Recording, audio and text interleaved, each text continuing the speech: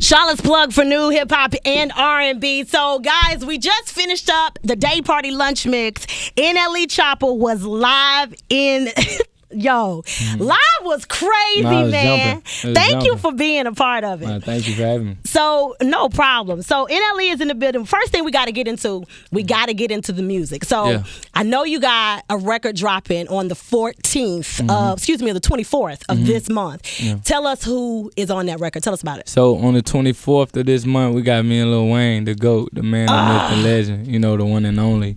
Right. And, even before that, too, on the 10th, I got a song I'm dropping as well called More Up Front with just me on it. But the big cake is for sure 324 with Wayne. I'm excited about that. So, did you just reach out to Wayne and be like, yo, this is what we got to do? How did that come about? Because, everybody, I won't say everybody, but a lot of artists, you will want that feature. Yeah. And everybody don't get it. Yeah. But you are definitely worth it. Most def. Tell us how that came about. It just came about simply off faith. That was the only thing that drove it to, happening. It was like I recorded the first verse and the hook to the song, and the producers, they was like, yo, I was finna go in and do another verse. They was like, yo, you should put Wayne on this. I said, that's far reach. But, out of that, I just, I left it alone. And I didn't put the second verse on there. So that showed that I still had faith that it happened. Most definitely. Like a month later, I was in Whole Foods checking out my fruit. And, man, I got the call from Warner, from CEO of Warner. He was like, I got a surprise for you. I was like, what that is? He was like, Wayne just did the verse. I'm finna send it to you now. And I started shouting in Whole Foods. I was going crazy. Damn. So, yeah, it was crazy. I just stayed on Faith Street and God delivered the package. And let me tell you, when we were talking about this earlier, every day that I'm on live, I like to give a word. And we were talking about yesterday being fearless and faith stock. See, your faith being stocked the way it is, that's why you manifested this. Always. All you had to do was just stay patient and wait. And look how God delivered. All the time. So now we got Wayne on this record, right? I'm assuming that song is going to be on the album. Yes, it's for sure on the album. It's like the main, one of the main focuses of the whole album. That's going to be a single, I'm sure. Yeah. So tell us when the album drops. The album drops 4/14, April 14th. Planning on that's gonna be it's my best body of work yet. Really? So, it's extremely beautiful.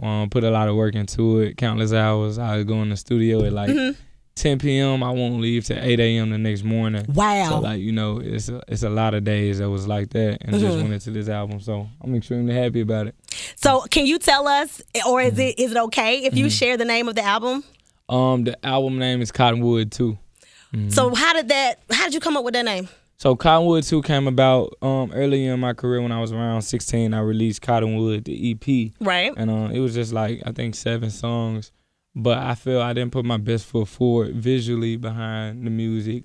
Best foot forward just mentally. I wasn't in the best space. And I felt also I could have put my best of my music on there. I kind of felt I cut myself short because of what I was dealing with at the time. But this go around, I overcame a lot of battles on the inside. And now I realize, okay, Chop, every day, every time you wake up, you need to put your best foot forward no matter what it is. So I'm putting a lot into this one. Rather is mixing, recording, getting the right people on the songs, and then after that, how do we present it? So just baking a cake, putting something together, just knowing it's not rushed, and make it perfect. So based off of something that you just said, I think that especially in our community, a lot of people, I won't say frown upon, but it's not celebrated for our black men to take care of their mental health. So do you feel like let's just use Cottonwood, the EP, the first one, to now, to Cottonwood 2, how do you feel bettering yourself mentally has really changed your focus on your music? What would you say the biggest difference between Cottonwood, the EP, and Cottonwood 2 is? Cottonwood, the EP, was simply going through the motion. It was simply like, okay, I'm going to just do this because this is pretty much what the label's saying, or I'm going to just do this because this is what I think my fans want. Or, But Cottonwood too, the difference between that is Cottonwood EP, I was going through the motion, and this go around, I'm in control, full control. And just being the captain of the ship and making sure we get to the destination is my only goal, my only focus. And I've always been able to do that. I've always had creative control. I can always wake up and say, yo, I want to drop this time, I want to drop this time, or I want to do this. I get the full creativity of my own projects, my everything. And a lot of people don't have that. They don't. With a label. So right. I got the blessing, and if God gave me that blessing, I got to use it. So this go around, I'm using it strongly, you know. Okay. So with this album, we know that you have Wayne on a record. Who else do you have on the album? Can you share that? Yeah, I saw you smile, so you ready, yes. I wish I could tell everyone that's on there, but I'm going to share a snippet. And okay. We got Wayne, and I'm going to say, I'm going to go for a young goat. We got Polo G.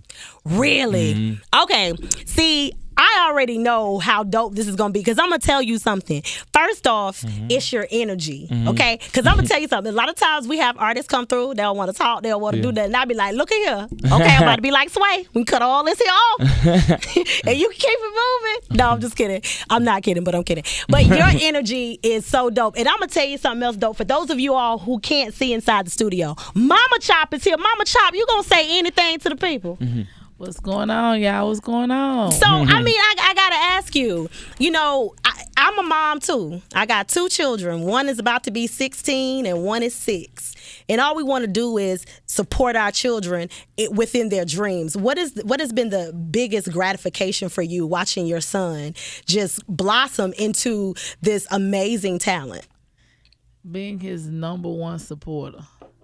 Being his number one supporter. I'm the biggest fan. I'm the number one fan. I'm the cheerleader, the coach, the backbone, the front, the side, the middle, all that.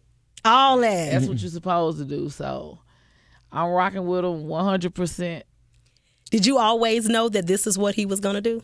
No. Oh, really? He was going to be a ball player. Really? Whether Basketball or football? Or football, basketball, soccer. He was always real athletic and really good at whatever sport he was in. Right. So he took a turn on me. We went left when the rapping, and I was like, man, I said, well, you're going to have to show me this time for me to. Right. I've been investing in all this. You're going to have to show me this time. Right. So I'm just glad that we instilled, you know, versatility in him, and for him to be able to do multiple things, right, and succeed at it. Yeah. So when you put forth that effort, it's a no-brainer then to follow up and make sure that we help him pursue the dreams that he wants to become. Right. Yeah. How does it feel, Chop, hearing that from your mom? That's the main goal. I feel like that's all our goals, you know, to make who push us out proud, to make who made it happen proud, pops and mom. That's the goal. So once you achieve that, I feel like the sky's the limit, and you can start tackling other goals. There it is. But that was the first thing I had to make sure. I felt I owed it to her, you know, for all the sacrifices she did for me, everything she did, all the patience she had with me through them days where she wanted to break my neck. So, you know what I'm saying? Mama, you really want to break that neck. Facts. So we had to make up for those times.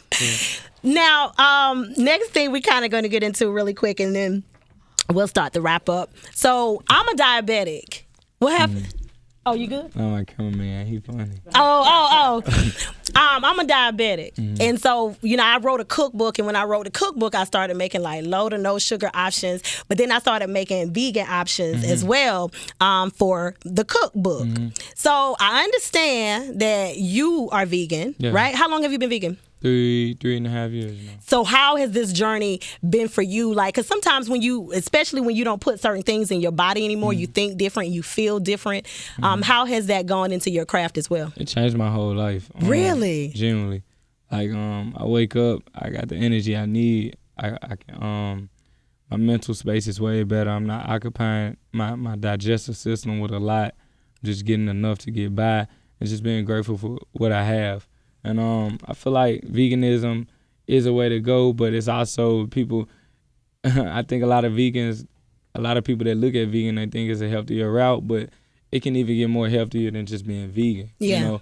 So a lot of vegans still eat unhealthy, but I more so have a diet of where if I eat unhealthy, if I go for a stretch of eating unhealthy, I make sure I fast with fruits for like a week, or like with just water or something. So just creating a balance with my eating habits, it brings a lifestyle change.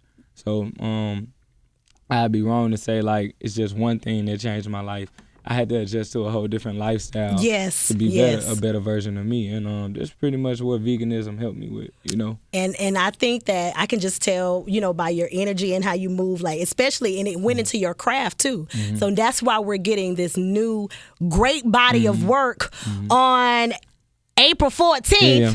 I'm ready for it. Cottonwood too. It brought a lot of clarity and calmness to where like I'm not freestyling, I'm not smoking weed depending on creativity. I'm fully sober. I just write all my music down like a poem, and I just make it real deep, and just try to make the best music I can. So what's on your playlist right now?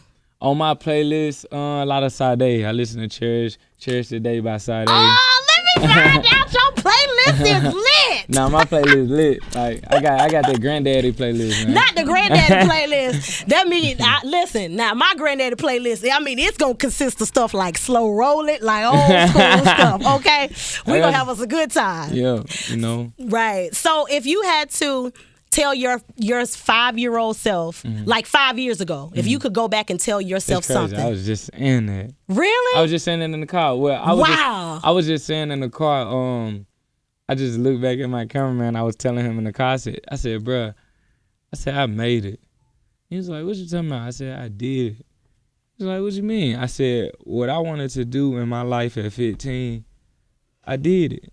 Like, and I always know I did it, but sometimes you gotta reassure that you did it. Yeah. Like, you know, the goals I set out for myself when I was 15, I accomplished everything and then some. And now I'm 20 and I've developed like another 5-year plan for myself. Like, I've actually developed a 10-year plan for myself. Really? Yeah, so like I smashed the 5-year plan. I did that like in probably less than 5. Yeah. Less than 5 for sure. Yeah. But now it's like I did that. Now it gives me all the strength, the motivation, the dedication I need to smash this 10-year plan I have now. So I mean, I did the 5-year.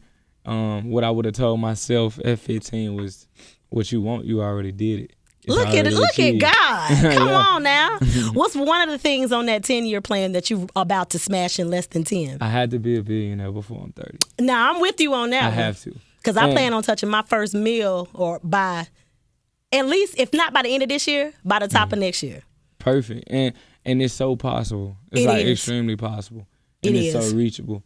The more you talk about it, the more God sends you the steps. Exactly. You know, and it's just about, are you taking the steps to make sure you set up that foundation? Yes. And it's extremely easy. I'm not even a money-motivated person. I could care less about it. But I do know if I have $1 billion, I have at least 100 million, 200 million to put up for somebody to change their life, to spread the world. So, there it is. You know, I want it for all the right reasons. Right.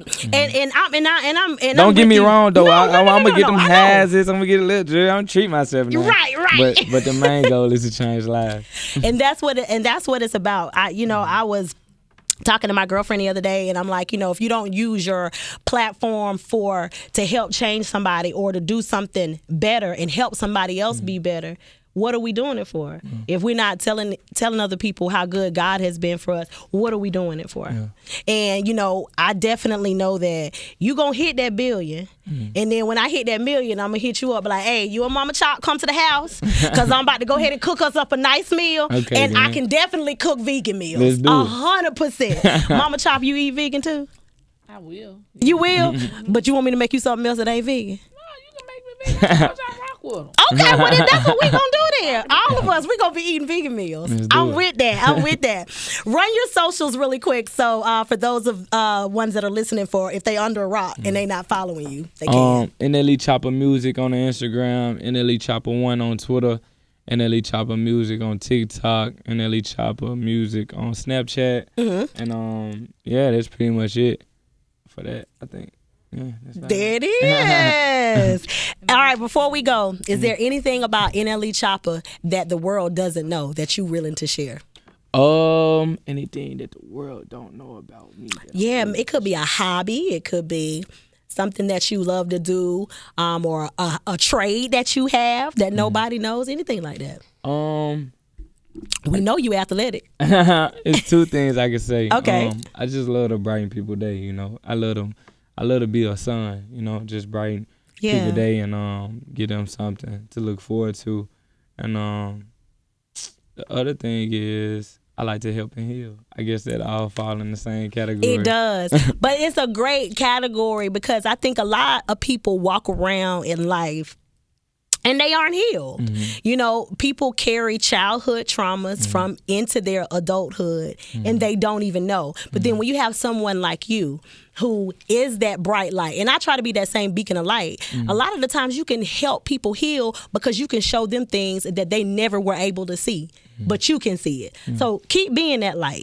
Keep healing and keep helping people. And that Billy gonna be here for you know it. Thank you. NLE Choppa in the studio, guys. Charlotte's Plug 98.